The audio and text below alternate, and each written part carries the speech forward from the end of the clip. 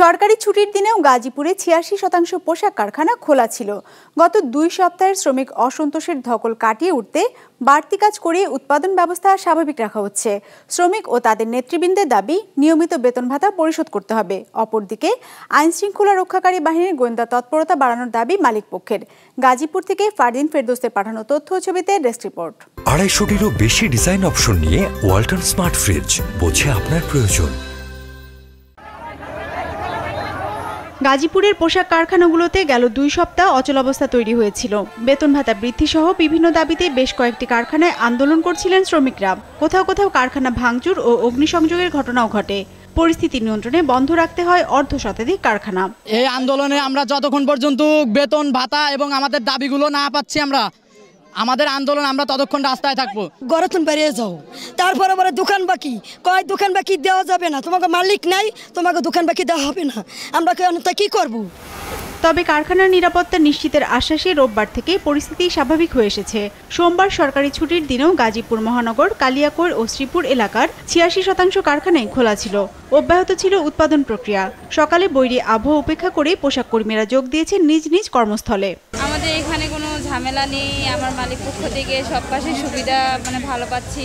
আমরা কাজ করতেছি অনেক দিন ধরে, আমাদের এখানে ঝামেলা নেই। আমরা ঝামেলা চাচ্ছি না, আমরা চাচ্ছি কাজ করে খেতে। গার্মেন্টস অনেক ফ্যাক্টরি কিন্তু বন্ধ, অন্য ফ্যাক্টরিগুলো। আমাদের ফ্যাক্টরি সেগুলো অনেক ভালো আছে। আমরা কাজ করতেছি খুব শান্তিপূর্ণভাবে, নিরাপত্তাপূর্ণভাবে কাজ করতেছি এবং এখানকার কাজের পরিবেশ অনেক সুন্দর। তবে কাজ করে আমরা শান্তিতে আছি, আমরা চাই যে ফ্যাক্টরি সচল রাখুক।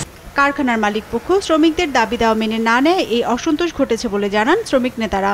ভবিষ্যতে এ ধরনের পরিস্থিতি এড়াতে তাই শ্রমিকদের বেতন ভাতা বৃদ্ধি সহ নিয়মিত পাওনা পরিশোধের দাবি তাদের। মালিকরা কিন্তু যদি বাংলাদেশ শ্রম আইন ২০০৬ এই শ্রম আইন মেনে যদি কারখানা পরিচালনা করে, তাহলে কোনো কারখানায় শ্রম অসন্তোষের মতন ঘটনা ঘটবে না। আসলে কারখানাগুলোতে শ্রমিক অসন্তোষের কারণ হিসেবে আইনশৃঙ্খলা বাহিনীর ব্যর্থতাকে দায়ী করছেন মালিকরা। পরিস্থিতি স্বাভাবিক না হলে কারখানার শিপমেন্ট বাতিল সহ অর্ডার ক্যান্সেলের ঝুঁকিতে পড়বে বাংলাদেশ, বন্ধ হয়ে যাবে অনেক কারখানা, এমনটাই শঙ্কা ব্যবসায়ীদের। প্রকৃত দোষীকে বের করে তাদের শাস্তি আওতায় আনা যায়, তাহলে আমি মনে করি এই সংকটটা থাকবে না। তবে অতি দ্রুতই করতে হবে, কারণ গত 2 মাসের যে রক্তক্ষরণ আমাদের পোশাক শিল্প হয়েছে, দেশের চালিকা শক্তি, সেইটাকে আর কোনোভাবে বিঘ্ন করা যাবে না। এবং আমরা দেখেছি শুধু পোশাক শিল্প না, অন্যান্য শিল্পতেও সেটার ধাক্কাটা কিছুটা লেগেছে, সেই ছোঁয়াটা কিছুটা লেগেছে। এটা যাতে আর না হয়। ওয়ার্কারদের যে ধরনের প্রবলেম ইদানিং হচ্ছে, সেগুলোকে যে আমরা কাটিয়ে উঠে আমরা এখন থেকে বিজিএমই নির্দেশনায় আমরা সকল কার্যক্রম পরিচালনা করতেছি। এখন পর্যন্ত আমাদের এখানে কোনো ধরনের অপ্রীতিকর ঘটনা ঘটে নাই। আমরা আশা করতেছি এই ধরনের কোনো ঘটনা ঘটবে না। তবে ব্যর্থতার বিষয়টি অস্বীকার করেছে শিল্প পুলিশ।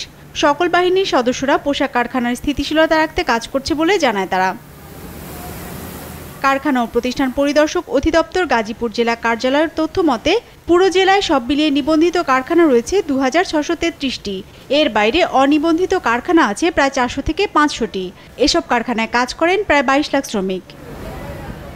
বিজনেস রিপোর্ট, মাছরাঙা টেলিভিশন।